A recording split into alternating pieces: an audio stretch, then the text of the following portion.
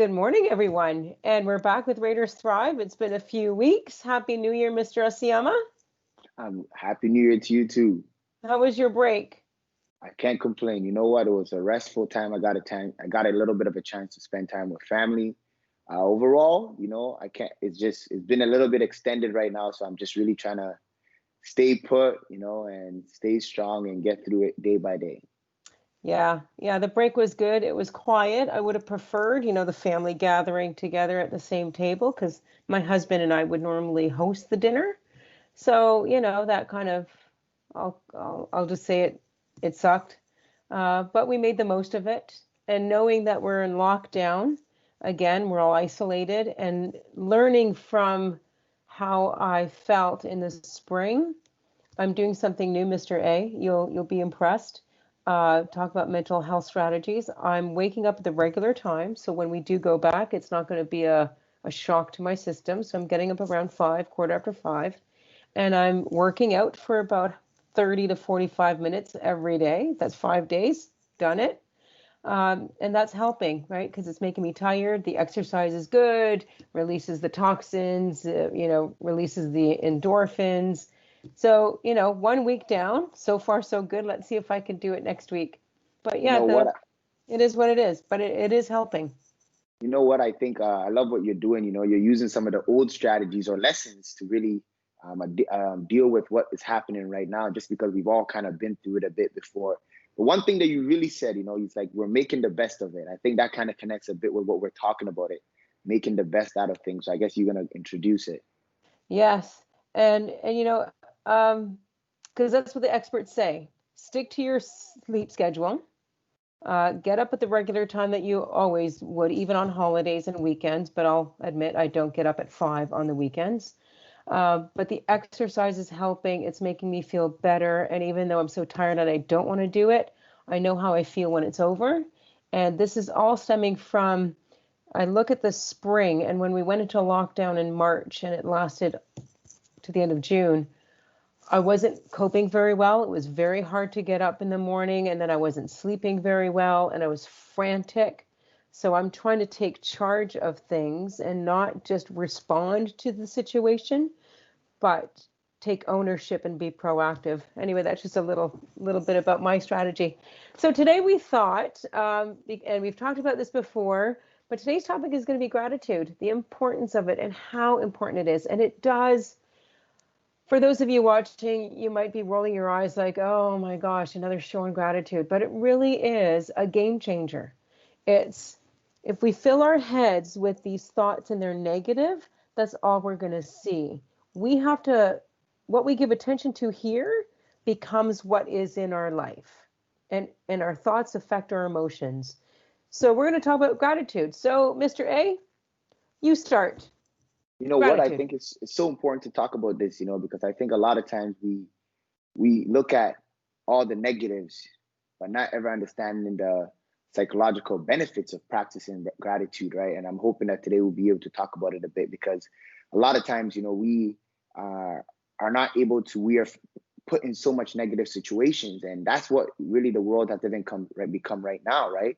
But we need to understand that really how we are experiencing it and how we even buffer ourselves from getting into those negative spaces that start to create that downward spiral is really practicing gratitude. Gratitude, I believe, affects your ability to also feel self-love and self-compassion, which is the baseline of mental health and well-being. So really, I think when we talk about our coping and our ability to cope or inability to cope, it comes back to gratitude and us being able to really understand that, really we are at the mercy to ourselves, how we feel about ourselves, how we feel about the world that's going on, and how we express it, because that expression is what then affects how we internalize it. So really gratitude is the way that you actually, break yourself free from the stress that is being put on you from the world. It's what allows you to allow the positive to start flowing when you're being held down by all the negative that's going on around you. And I'm sure everybody's feeling the same pressure. Yes. And as you're speaking, I'm thinking of Psalm 23, and I've used this for the prayer that I did for staff before Christmas. Psalm 23, there's a line in there that says, though I walk in the valley of darkness, some translations will say the valley of death, I will fear no evil because your rod and your staff, they comfort me. And that's that being God's rod and staff, they comfort me. And so that psalm really speaks to, yes, we could live in dark times. We could be in very difficult situations, but it's tapping into that bigger picture. What's affecting the narrative in here? And when I say narrative, I mean how you are talking to yourself, how you are framing the context that you're in. If you're saying, oh, well, life sucks, and it's hard, and it's not fair, and it just sucks, and it's hard, well, then it's going to be hard because that's all you're choosing to focus in, and your thoughts then become your reality. So it's a matter of shifting the focus. And when we say gratitude, I've read, a few things on gratitude. The experts say don't focus on the vague things, even though it's good to, be grateful for health and, live in a good country or whatever. But when you want to be grateful, when you do a list, say, and you've probably remember me saying this many times when I do class visits, start a gratitude journal every day. List 3 to 5 things you're grateful for, but make them specific. So for today, to be specific, I'm grateful that the morning show was okay. I'm grateful that staff, there's a regular staff who tune in and they comment and say good morning. I'm grateful that my friend is getting up in the morning to watch it so I get honest feedback from her. So be specific. I'm grateful that right now my dog is in my office and she's sleeping on her bed here. So be specific when you say, when you go over in your mind what you're grateful for. The vague stuff is good, but be specific. Locate yourself in an actual context that you're grateful for. Maybe you're grateful that, mom and dad prepared a pot of coffee and it was there ready for you in the morning or whatever it was. Mr. I think just to kind of, add to what you're saying, gratitude is something that you have to cultivate, or it can be cultivated in your life. Really take simple strategies, whether you're writing a thank you note, whether you're thanking someone, you're thanking someone mentally, you're expressing thanks for something, you're keeping a gratitude journal, you're counting your blessings. You hear a lot of times, count your blessings, whether you're praying, whether you're meditating. You see, all these things that we're talking about is you're creating space to reflect on the positives that you have in your life that either come from you yourself producing it, from the world itself, or even from somebody, providing for you, right?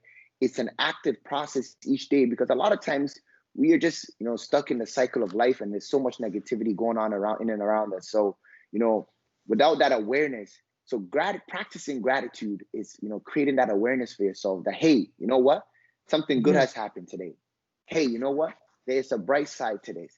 Hey, you know what? It might be dark right now, but in a few hours, the light is coming back out. And today the sun shined brighter than it did yesterday. Gratitude is taking account for the beauty that exists in the world and acknowledging it each and every day, so that that, the negatives, and you're not allowing the negatives to, pretty much conquer the positives. And you have to know that automatically the negatives are there, especially at a time now where, so much different things are happening in the world. So we really want to encourage you guys, this is a topic that's been on our hearts, really just to put it out there, because it's so hard. It's so hard right now. And I know each and every one of you guys are feeling it. And this is just a general feeling in the world. We're all in this together, but it's only through gratitude that you find individuals being able to cope, being able to love themselves, being able to practice. And gratitude, and it's one of those things that's also contagious, because when you start appreciating yourself and you start appreciating other people and you start recognizing it, your energy changes, and then that changes other people. So that acknowledgement is contagious. Yes, and this is important because here's the thing about stress. So when the pandemic hit, a lot of us kind of went into, okay, we're going to deal with this. Because the stress, the adrenaline, it's a fight or flight or freeze kind of response. And then the body sets itself up to deal with the issue of whatever's causing the stress. And then normally it goes away and our bodies can relax. But the pandemic hasn't gone away. So we're getting exhausted. We're getting fatigued because the cause of this consensus of the stress that we're all feeling hasn't gone away. So the body's not made for a prolonged issue of stress. So we have to make sure, and I'm reading this book by Matt Haig. He's gaining popularity on Facebook and stuff as a motivational, and he's a fiction writer as well. And he talks about how we have to boost the immune system of the mind. We can absorb some of the negative stuff and whatever, but it doesn't have to infect our body. And gratitude is a way of boosting the immune system of the mind. So yes, we can take note that, oh man, life is hard and it sucks and it's hard, but I'm not going to choose to focus on that. I'm going to put a shield around me, a little Star Trek reference, put a shield around yourself to say, yeah, it's there, but I'm not going to let it in. And I'm grateful for whatever those things are that you're grateful for, whether it's music or, what gives you joy, what sparks your joy, what fills your gas tank, that sort of thing. Because we can spend our energy on so many things, but if we don't replenish that gas tank, metaphorically, that gas tank in ourselves, that emotional tank, then we're going to be entering a crisis and we're going to have no energy and it's going to be bad. So we have to make sure we fill our gas tanks so that there's a balance. The equation is balanced. The energy we're putting out in the world, the energy is coming back in. You know what? You're totally right. And I think that is right on in terms of what we need to do to buffer ourselves against that negative that, our body is being exposed to. When we speak about stress, anxiety, it puts our body in a state of fight and flight. You see, that state we've been in that state for almost a year. Almost so a year. Practicing gratitude, that's you acknowledging to yourself, which does a lot for the brain, right? Because it calms things down.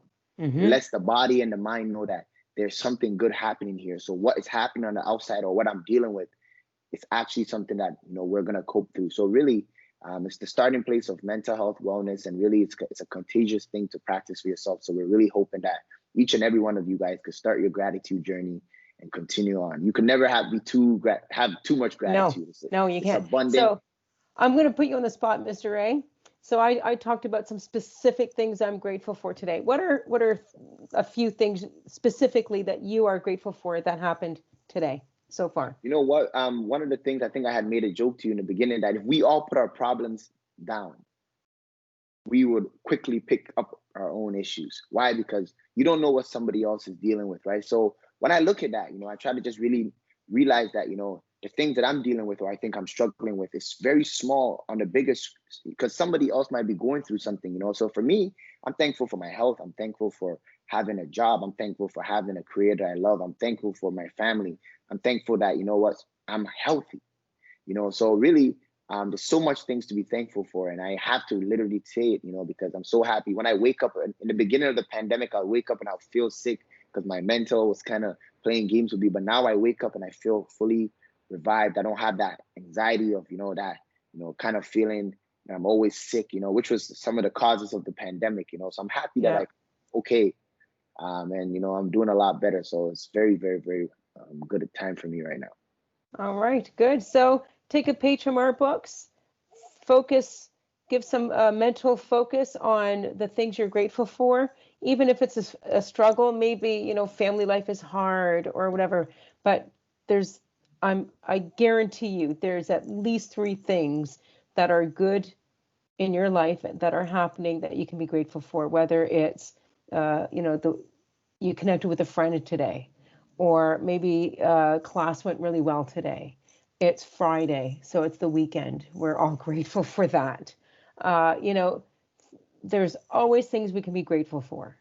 I refuse to believe that there's someone on this planet who cannot find any good at all in their life. I'm sure there are some pretty dire situations, and I know there are, but there's always something we can be grateful for, even if it's, I woke up today. Happiness is a state of mind. Yes. So Keep on keeping on, my friends. Hang in there, and we'll be back next week as we continue our Raiders Thrive as a way to help support you and put these healthy strategies on your radar. Take care, everyone, and have a great weekend. All right.